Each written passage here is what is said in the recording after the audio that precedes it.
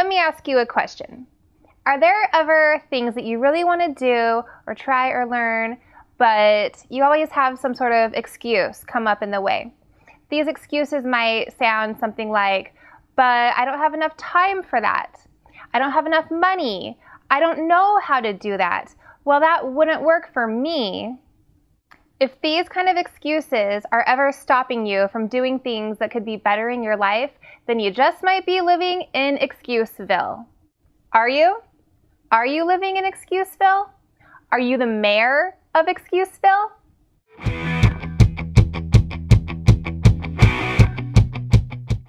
I'm Danielle Ford, the founder of Young Moms Club, and if you are living in Excuseville, then I think it's time for you to move out, don't you? Getting out of Excuseville is actually pretty simple. It's just one little shift. Instead of thinking, I can't, instead you think, how can I?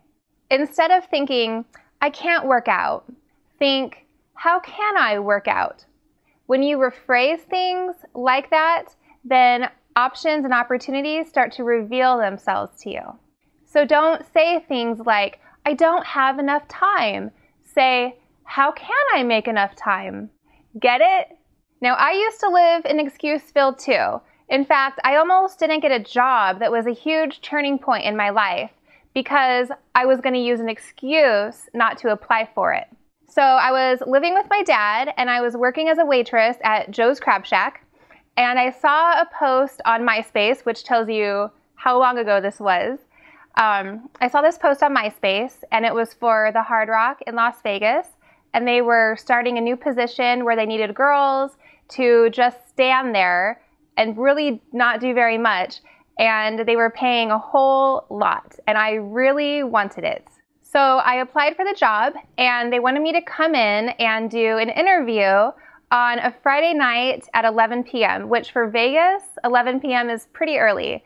But the problem was that I was working that same night at Joe's Crab Shack across town, and my shift ended between 10 and 10:30, and when I got done, I was a mess. I was always sweaty, and I was tired, and there was no way that I was going to go through the Hard Rock Casino with all these fancy people and not have time to even shower and smell like fish and then go up and walk up and talk to the president of the Hard Rock and try to get a job like that. So I decided not to go.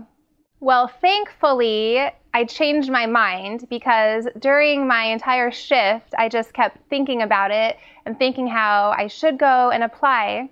So after I got off, I jumped in my car and I drove straight across town to the Hard Rock, and I walked through the casino in my capri pants and my Crocs and my shirt that said, I've had crabs, around all of these fancy girls in sparkly cocktail dresses and guys in suits, and I walked right up to the president of the whole casino and I said, I'm Danielle Ford, I'm applying for the job, and I really need this job so that I don't have to wear this to work anymore and smell like fish, and I really need this job.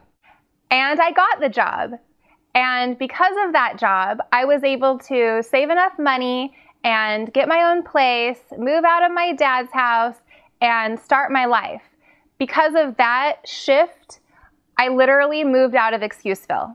So from now on, when something comes along that is going to better your life and you have an excuse for it, I want you to stop and switch your thinking from I can't to how can I? Now, I would love to hear from you about any excuses that you've been telling yourself and what you're going to tell yourself instead. Leave them in the comments below. Also, if you haven't connected with me one-on-one yet, then head over to youngmomsclub.com and enter your email because I have something to send you. Thank you so much for watching. I will see you next time. Are you living in Excuseville? Are you the princess of Excuseville?